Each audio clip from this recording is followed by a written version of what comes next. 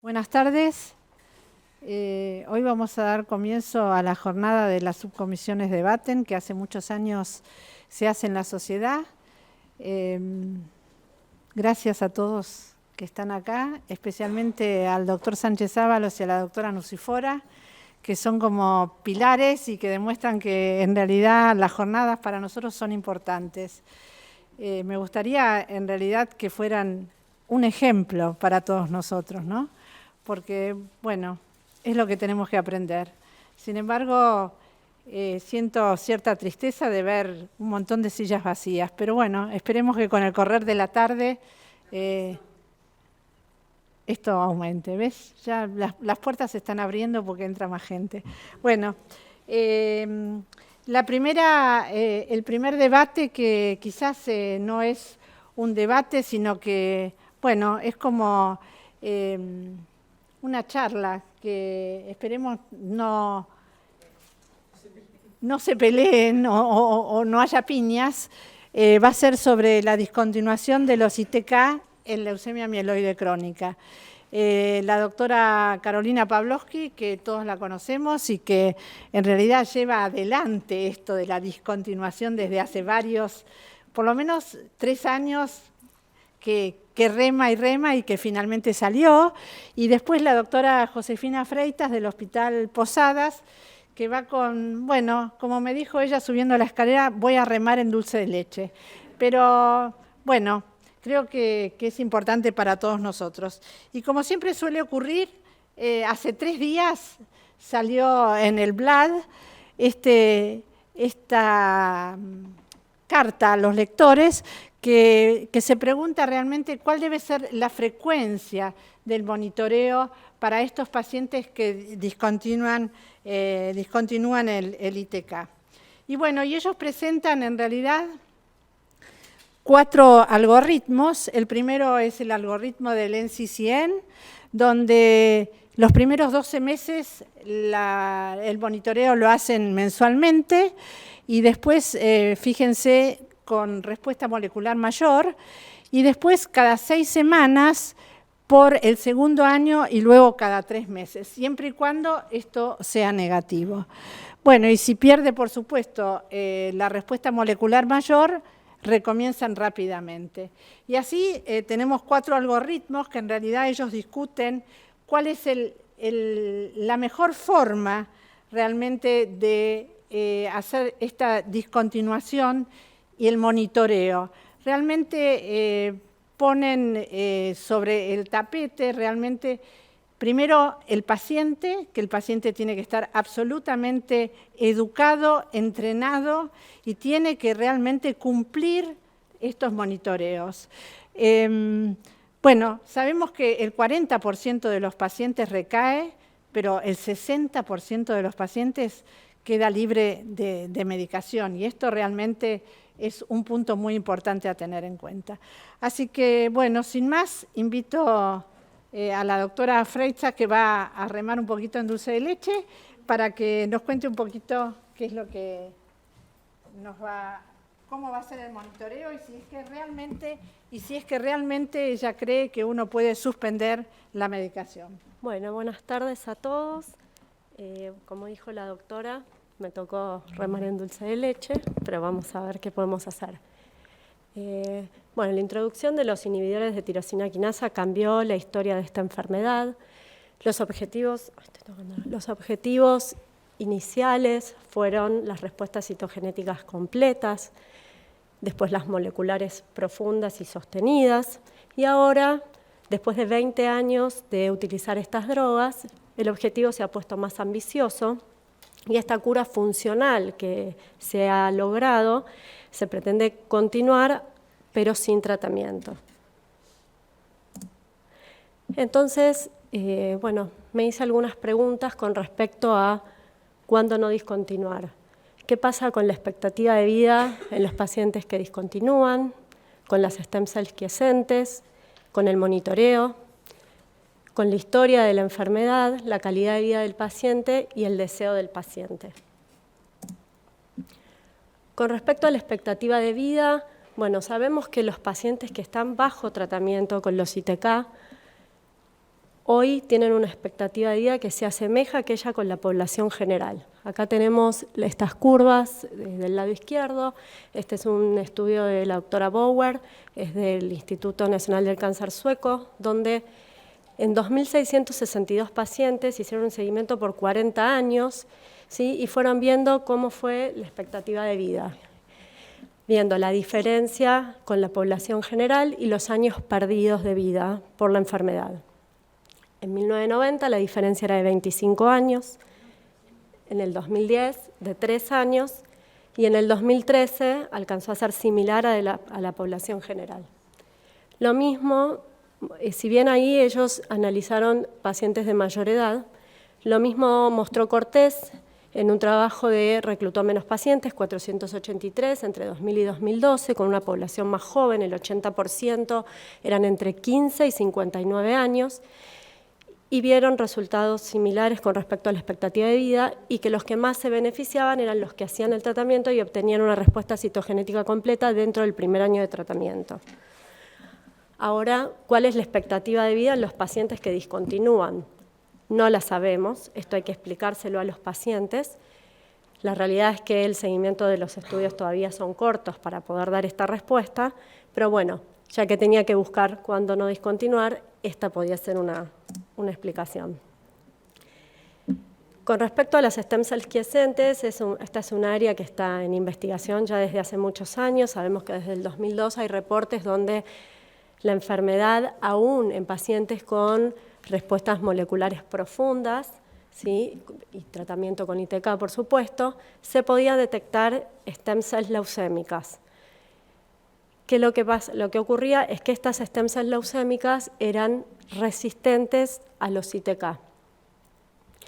Ahora, ¿qué es lo que propone? Hay estudios de Ross, Hamilton, un montón. Este estudio que está sobre la derecha, el de Ross. Bien. Este es un estudio del año 2010, donde en 18 pacientes que discontinuaron el tratamiento, lo que se estudió fue el BCR-ABL a nivel genómico. Esto obviamente es a fase de investigación, no en la práctica clínica, y lo que se veía era que esto era único para cada paciente y que diseñando primers específicos se podía detectar y cuantificar mejor la enfermedad residual.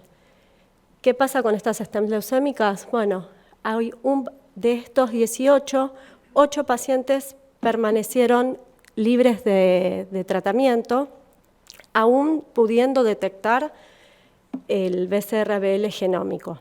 Solo uno, que fue este, fue el único paciente donde no se detectó el BCR-ABL genómico.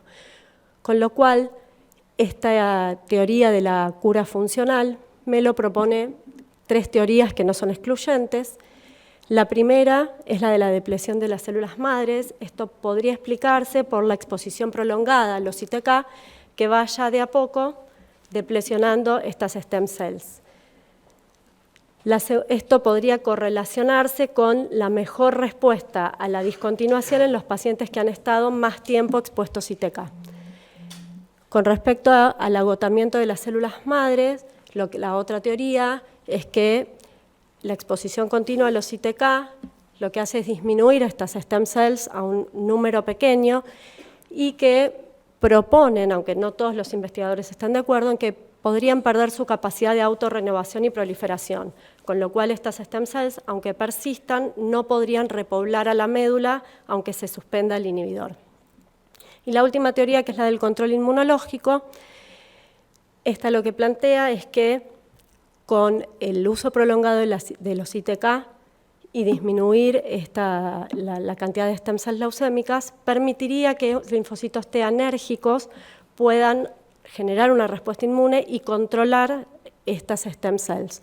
Por otro lado, en el ImmunoStim también se vio que los pacientes que discontinuaban y no recaían, se vio un aumento de las células NK citotóxicas con expresión débil de CD56, mientras que en aquellos que sí recaían, todos, por supuesto, en respuestas moleculares profundas al comienzo, se vio menor cantidad de estas células. Esto aún es materia de estudio. Bueno, ¿qué pasa con la historia de la enfermedad? Acá tenemos, el estudio STEAM, Twister, EuroSCI, que es el más grande, que lo que ninguno de ellos incluyeron pacientes en fase acelerada o crisis blástica, o fueron muy escasos, con lo cual la evidencia hoy por hoy en pacientes que tienen historia de fase acelerada o crisis blástica, la recomendación es no incluirlos en un intento de discontinuación. No son candidatos. ¿Qué pasa con el tratamiento con los ITK?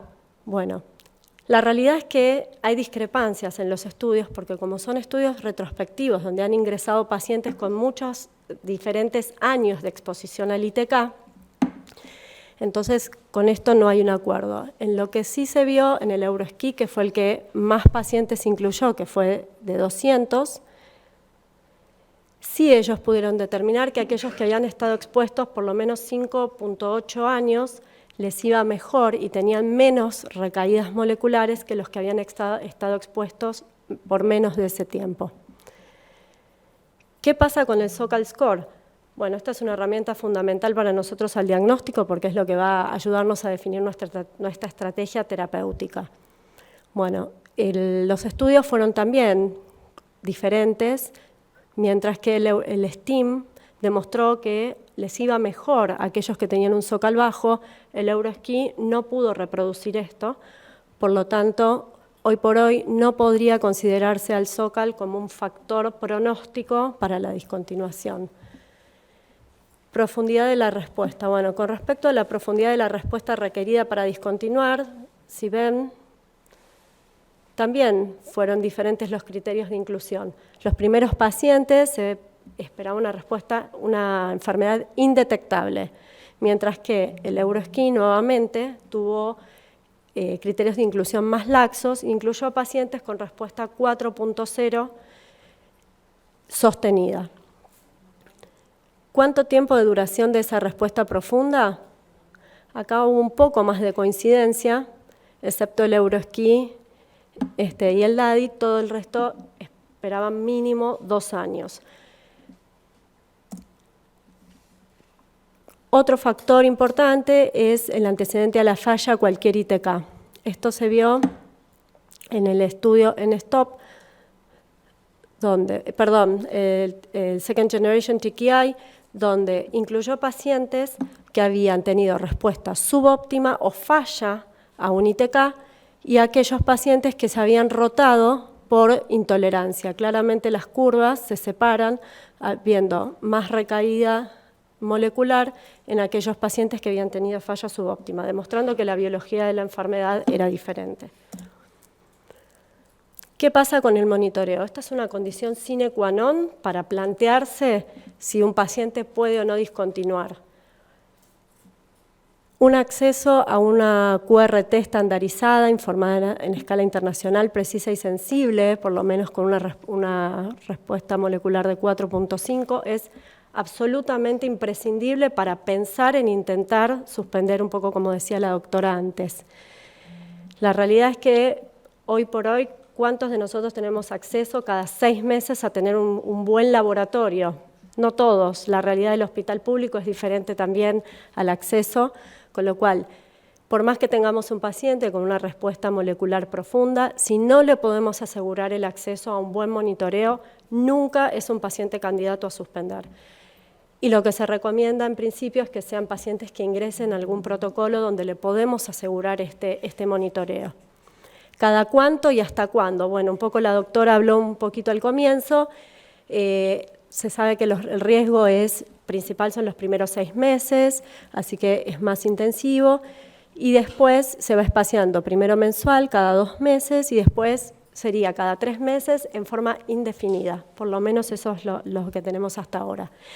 Con esto son muy estrictos tanto las guías de la NCCN del 2019, que ya incluye un capítulo de discontinuación, y la ESMO, donde también plantea que es muy importante todo lo que es el laboratorio y lo que es el centro asistencial que le debe ofrecer al paciente. Lo otro es tener un transcripto atípico que es no cuantificable, ¿no? Es otro criterio donde no hay ninguna duda de que los pacientes no pueden acceder a una discontinuación porque es imposible el monitoreo. Solo lo podríamos seguir por FISH, que no es lo que está recomendado para discontinuar. Entonces acá volvemos están resumidas en rojo cuáles son las recomendaciones para no suspender. Un poco las que nombré antes. Lo otro que yo me planteaba es cuál es la calidad de vida de los pacientes que toman en forma crónica estos inhibidores, ¿sí? ¿Qué pasaba con este dato? Era muy diferente lo que reportaba sobre el mismo síntoma el médico y lo que reportaba el paciente, con lo cual era muy difícil evaluar esto. Hace ya unos años empezaron a incluir cuestionarios donde es el paciente el que reporta su evolución, ¿sí? Y esto sería una información un poco más fidedigna de la calidad de vida de los pacientes. Acá tenemos el estudio de Gimema, que incluyó 422 pacientes en fase crónica, y lo que ellos observaron es que en los pacientes mayores a 60 años, el uso continuo de ITK no afectaba su calidad de vida. Diferente eran los jóvenes menores de 59 años, donde el 82% lo que refería era fatiga. Este gráfico de abajo es otro estudio de Leukemia Research del 2015 de Brescia. Este es una encuesta extensa donde se evaluaba la adherencia, se evaluaba la discontinuación, el deseo de discontinuar y cómo era su calidad de vida. Y si miramos, el 70% de los pacientes la informan como perfecta o buena, muy diferente a lo mejor a lo que nosotros esperábamos encontrar de los efectos adversos crónicos. Por eso es muy importante cuando el paciente refiere el efecto adverso tratar de manejarlo. Bien. El único que reportó fue el estudio de Park, donde sí referían los pacientes que habían empeorado sus síntomas cuando suspendían. Por lo tanto, suspender el ITK también tiene efectos adversos y empezamos a conocer el síndrome de abstinencia al ITK, que tiene una biología desconocida, puede ser hasta el 30% de los pacientes, lo presentan cualquier ITK y se manifiesta por dolores musculoesqueléticos, fatiga y prurito. Si bien puede tratarse con analgésicos o corticoides, sabemos que algunos necesitaron reiniciar su tratamiento. Y ahora, último, pero no menos importante, es qué le pasa a los pacientes. Hace 20 años que les decimos, tomó su pastilla, se olvidó de tomar la pastilla, va a perder la respuesta. Bueno, cuando ahora le estamos cambiando completamente la conducta. ¿Qué pasó en este mismo estudio de Brescia? Solamente un 15% estaban dispuestos a discontinuar. Del restante 85, el 50% de entrada dijeron que no les interesaba. Y el principal factor fue porque tenían miedo de perder su respuesta, miedo a morir por progresión de la enfermedad. Y el restante era porque a ellos no les modificaba su vida tomar o no tomar y que habían aprendido a convivir con esta enfermedad. Por lo tanto, no debemos olvidar nunca de explicarle esto bien a los pacientes y escuchar qué es lo que desean más allá de nuestro interés científico en la discontinuación. Y para cerrar, lo que sí está claro es cuándo no deberían discontinuar el tratamiento, que son transcripto atípico, una respuesta molecular no menor a 4.0 y sostenida, fase acelerada o crisis blástica, resistencia previa al ITK, falta de acceso a monitoreo y deseo del paciente. Muchas gracias. Bueno, ¿qué tal? Vamos por el sí ahora. ¿De cuándo podemos discontinuar? La verdad que, bueno, Josefina presentó muy bien el no. Y lo que yo quisiera primero comentar es que llegó el momento, ¿no? Estamos en esta era, que es la era de la discontinuación en leucemia amiloide crónica. Y nos avalan muchísimos estudios científicos hace más de 8 años, algunos con más o menos seguimiento, pero estos estudios han demostrado que se puede, que hay un grupo de pacientes con respuesta molecular profunda que van a poder discontinuar. La discontinuación de los inhibidores aparenta ser segura por todo lo que mencionaba, por todos los estudios que se fueron publicados, pero solo en un selecto grupo de pacientes. Y que solo se debe llevar a cabo, y esto es fundamental, con un consentimiento del paciente. Acá la idea no es convencer al paciente de que discontinúe, sino ir contándole, son pacientes que los conocemos hace años, entonces ir contándole el avance de la ciencia en las consultas y ir contándole justamente que, bueno, por lo menos así lo hago yo con los pacientes, con algunos más de manera más profunda y con otros con menos, pero contándole los resultados de los estudios para que sepan de qué estamos hablando y detallando riesgos y beneficios. Y un tema no menor, que no sé si se ve, es que esto lleva muchísimo tiempo en la consulta y lo que pasa es que se nos empieza a trazar el consultorio si nosotros queremos empezar a hablar de este tema, entonces hay que organizarlo. No son 2 minutos de la consulta y sobre todo cuando ya el paciente tiene sí la intención, hay que dedicarse bastante. Por eso empiezo por el final, por si alguno se va y que no se quede con esta sensación, simplemente que sí, podemos pensar en discontinuar. Y este es como un poco mi objetivo. Solo bajo el protocolo argentino y ¿esto para qué es? Para cuidar a nuestros pacientes. Sería un poco la conclusión, pero por si alguno se va, que no se queden con la idea de podemos discontinuar, sino que en esta era, en Latinoamérica y en Argentina, los resultados no son los mismos, o quizás no van a ser los mismos, si no lo hacemos de manera ordenada. Entonces, ¿podemos hacerlo? Sí, ya José mostró toda la parte roja de esta publicación, que fue la publicación de Hughes, del grupo de Australia. Ustedes vean que la publicación fue en el año 2016, fue hace bastante, o sea que ellos tomaron todos los recaudos en ese momento, que eran, por ejemplo, duración del tratamiento, proponían mayor de 8 años, lo verde, ¿no? Porque lo amarillo es lo dudoso, que no me voy a meter en eso, porque quiero justamente hacer hincapié en sí los criterios óptimos. Pacientes con respuesta a primera línea, por supuesto sin falla, a pesar de que hay estudios que sí han ingresado pacientes con falla, pero tienen una peor evolución. Solo pacientes con fase crónica y con respuestas moleculares profundas. El grupo australiano no incluyó y no recomienda pacientes con Zócal alto. En cambio, la NCCN, que es más laxa, sí los recomienda. O sea, no pone un impedimento. Cuando hablamos de respuestas profundas, hago un breve repaso de qué es una respuesta molecular profunda para pensar en la discontinuación. Todo lo que está en verde es la definición de respuesta molecular, lo que antes llamábamos completa y hoy es profunda. 4.0 o 4.5 con una presencia de menos de 0.01%, 4.0 y menos de 0.0032%, que sería la definición de 4.5.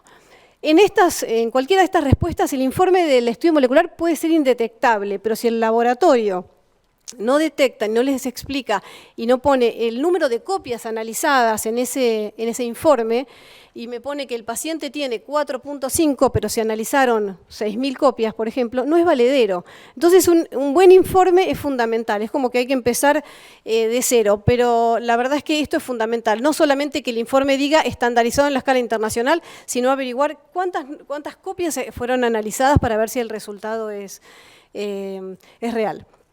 Bueno, el primer estudio que todos conocemos es el estudio STEAM. Simplemente voy a mencionar 2 estudios, pero es fundamental saber que este lleva mucho tiempo de seguimiento. Se incluyeron solamente 100 pacientes tratados con imatinib. El líder fue François Mahon. Y la realidad es que la recaída molecular se dio en los primeros 6 meses, recurrencia molecular, porque a veces uno habla de recaída ante el paciente, y es una palabra bastante fuerte. Entonces, los estudios empezaron a hablar de recurrencia molecular. Y como ven, en los primeros 6 meses pierden la respuesta la mayor cantidad de los pacientes. La pérdida de la respuesta es la respuesta molecular mayor. Entonces es fundamental hacer un estudio y un control molecular en los primeros 6 meses de manera muy estricta. Y como ven, después entra en una meseta, que es un plató, hasta los 7 años, donde están sin recurrencia molecular un 40% de los pacientes. Entonces, ¿cuándo y en quién? Fue el cuadro que mostramos anteriormente. ¿Y cómo discontinuar? ¿Cuándo y en quién? Resumimos acá. Solo en fase crónica, respuesta molecular profunda. Puede ser 4.5 o 4. Eso es un tema de discusión y en nuestro proyecto que ahora voy a mencionar fue un tema también de debate. Hoy en día elegimos 4.0. Es un poquito menos estricto, pero creemos que si el paciente va a recaer o no, no depende de la respuesta obtenida, sino de otros factores como los que habló Josefina, que están en investigación. La evidencia del transcripto típico, fundamental, y esto es un tema importante para la vida real, porque por ahí, cuando empezamos a mirar para atrás los pacientes que nos derivaron o que se cambiaron de médico y que no eran pacientes nuestros del inicio, tenemos un paciente que está con respuesta molecular indetectable hace muchísimo tiempo y cuando vamos a buscar el PCR inicial, quizás o no lo tiene o nunca tuvo un P210 positivo, quizás era P190 o no, tenemos esas situaciones donde quizás estamos pensando en suspenderle a un paciente que quizás fue P190. Es raro, pero lo menciono porque nos ha pasado cuando analizamos los pacientes para ingresar. Otro tema también es importante, al Zócal de alto riesgo, ¿le hablo de discontinuar o directamente le digo que nunca más va a poder discontinuar? El estudio francés analizó y dividió los pacientes en Zócal alto, son los pacientes punteados en azul, y Zócal intermedio bajo, los pacientes en amarillo. Y lo que sí se ve que la recurrencia fue alrededor del 80% en los pacientes de Zócal alto y de 50% en los pacientes de Zócal intermedio. Lo mismo para los pacientes con mucho tiempo de seguimiento, más de 54 meses y menos de 54 meses. Entonces, ellos lo que hacen en el análisis multivariado es juntar diferentes grupos, pero lo que ven como conclusión en el multivariado es que solamente el Zócal de alto riesgo y el tiempo corto de tratamiento podían ser predictores de recaída. El Eurostim fue un poquito menos estricto, ahí no se ve muy bien, pero es 4.0 el punto que ellos toman como corte molecular y solamente un año. O sea, pareciera como un poquito poco, un año con respuesta molecular profunda. Pero esta es la curva que muestra el Eurosky. Creo que dije Eurosky, sí, el Eurosky, y bueno, es una linda curva, pero que va en descenso. A 36 meses, el 47, o sea, la mitad de los pacientes habían perdido la respuesta. Eso quizás es lo que tenemos hasta ahora. Igual no tiene mucho tiempo de seguimiento. Entonces, insistimos en el tiempo, cuando sí, cuanto más tiempo tenga de tratamiento con ITK, mejor. ¿Cómo discontinuar? Y voy a ir terminando. Los resultados tienen que ser rápidos. Si yo lo voy a hacer en un estudio, bajo un estudio clínico, esto lo voy a tener. Pero si lo voy a hacer porque quizás el paciente no entra al estudio clínico argentino y quiere hacerlo por su cuenta, es peligroso, es un trabajo muy engorroso para el médico, porque la realidad es que yo tengo algunos pacientes suspendidos y es una mochila que uno empieza a llevar porque el paciente no viene, que tiene que venir al mes, no viene a los 2 meses, el transcripto sube más de lo que pienso. Entonces la realidad es que conviene que lo hagamos todos juntos y podemos garantizarle que lo vamos a tener rápidamente. La NCCN, el primer año, como dijo Dorotea, lo recomienda mensualmente, todos los meses durante el primer año, y después lo va espaciando.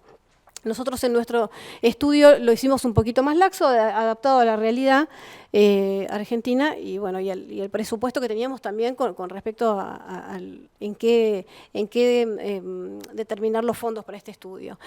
Con respecto a la respuesta, no podemos decirle al paciente, bueno, vamos a suspender, el paciente pierde la respuesta, bueno, véame después en 3 meses o 4. No, tenemos que hacer un seguimiento bien cercano. Sabemos que la mayoría de los pacientes, como en el NS-STOP y en el FREEDOM, ganaron nuevamente la respuesta molecular mayor, la mayoría, y un 92.3% la respuesta 4.5. Por eso tenemos que hacer un seguimiento cercano, incluso en los pacientes que reinician el tratamiento. Esto lo nombró Josefina y es algo no menor, o sea, yo lo incorporé en cuando sí, porque tenemos que seguir haciendo las consultas clínicas. No podemos decirle al paciente, venga todos los meses a sacarse sangre y yo le voy a decir si el molecular dio correctamente, puede seguir sin tratamiento. Y si el paciente tiene dolores musculares, tiene una toxicidad grado 4 o 3, que quizás no puede moverse, hay que interrogar al paciente. Esto se vio en otros estudios y el tratamiento, si el paciente no mejora con analgésicos, tiene que ser el reinicio del ITK. Ante la recaída, sabemos que la pérdida de respuesta es pérdida de respuesta molecular mayor, hay que reiniciar el tratamiento previo rápidamente y hacer un monitoreo molecular cercano, como mencionaba. Y otros puntos para pensar también en discontinuar. Uno es que ayer yo pensaba, bueno, evitar la prolongada exposición a inhibidores. Esto algunos pacientes, como decía Josefina, pueden decir, yo no tengo ningún problema, quiero seguir con el inhibidor, me siento segura. Ok, perfecto, pero también tenemos que saber que los inhibidores como el nilotinib y el dasatinib pueden producir eventos pulmonares y cardiovasculares que tenemos que saber hasta qué punto están afectando quizás el futuro del paciente. Entonces es un motivo también para pensar en la discontinuación. También impacta sobre la calidad de vida y estos son los eventos adversos menores en general, la astenia. No quiere decir que vayan a que vaya a revertir esto.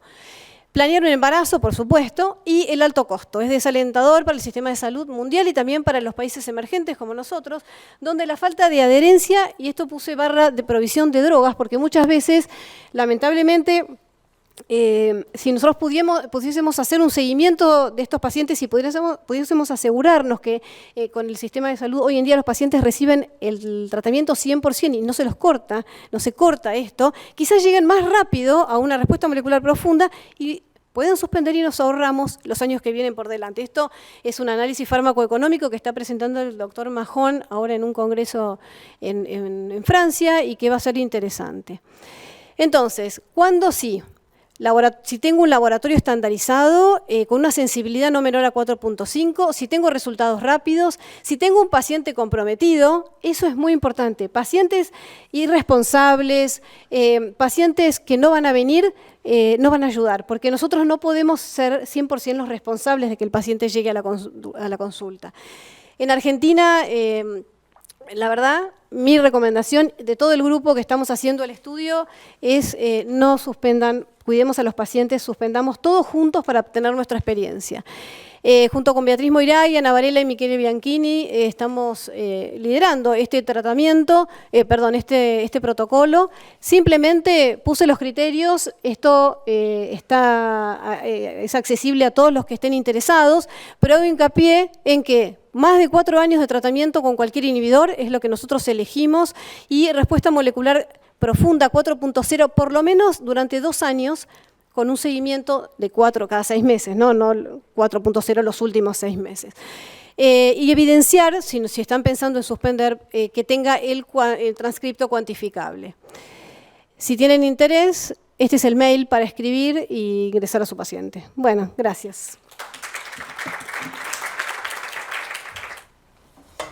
¿Ninguna pregunta? Yo les voy a hacer... Sí, dale. No, yo quería preguntar a Carolina, porque viste que a veces cuando... Espera que te va a dar el micrófono. No importa, pero es para que... Ah, cierto, tenés razón. No, una pregunta para Carolina. Viste que a veces cuando uno viene dándole una medicación a un paciente y le cambia la posología o la discontinúa, después hay problemas para la reprovisión. ¿Hablaron con los prepagos y los sistemas de salud que esto está así? Sí, esa es una... ¿Se escucha? Sí, sí. Una muy buena pregunta porque es una de las cosas que preguntan los pacientes. Nosotros lo que hicimos fue hablar con algunas obras sociales, con algunas obras sociales, pero la realidad es que es muy difícil este tema. ¿Por qué? Porque, bueno, no es que fuimos a PAMI a hablar con PAMI, fuimos a OSDE a hablar con OSDE, hemos hablado con algunos y con algunos auditores, y lo que sí pensamos en el protocolo es mandar una carta previo a la discontinuación de que el paciente es candidato a la suspensión y contando la realidad, que el paciente, si es del 40% que no va a recaer, quizás nunca más necesite un inhibidor de tirosina quinasa, pero si no, debe reiniciarlo en la semana que se detecta esa recaída. Bueno, algunos están al tanto y otros no. Esto es leucemia, el paciente tiene que recibir el inhibidor. O sea que realmente con una buena carta que quizás lo explique, yo creo que hoy en día nadie sí, pasa que, por ejemplo, yo modifiqué un daratumumab la semana pasada, claro, bueno, y no se lo dieron. El paciente había perdido 15 kilos de peso, o 12 kilos, y yo modifiqué, y la verdad que era para no tirar 200 miligramos, claro. Y no, hubo que llenar todo de vuelta, le atrasaron la dosis del daratumumab porque era cambio de posología. No es cambio de posología, claro. La dosis es la misma, está adaptada al peso del paciente. Entonces, y a veces pasa también con ACE, por ejemplo, y el tacrolimus, le cambias la dosis de tacrolimus porque cambia el dosaje, sí. Usa mucho más o mucho menos, no era por eso. Sí, simplemente digo que si lo hacemos todos juntos, bajo un mismo proyecto argentino, va a tener mucho más peso para ese mismo paciente, para ese mismo médico también, que va a estar solo, si no.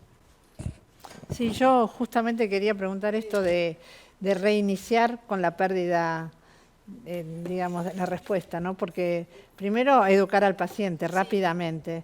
Me parece que un punto muy importante dentro del protocolo es la educación del paciente. Creo que esto de venir y hacerse los primeros 6 meses, todos los meses, un análisis, bueno, los pacientes muchos no quieren. Entonces creo que esto es un punto a tener en cuenta muy importante. ¿Alguna otra pregunta? Doctor. Sí. Cada vez hay más evidencia de que la curación de un tumor es cuando se reduce la masa tumoral a un nivel en donde el sistema inmune puede controlar, especialmente el sistema, de T, de efectores. En estos casos, cuando en realidad no responden, se ha investigado si inhibidores de checkpoint, es decir, PD1, ligando, etcétera, está sobreexpresado en aquellos que recaen con respecto a los que no recaen en médula ósea, y si hay alguna experiencia con inhibidores tipo nivolumab o pembro en estos pacientes.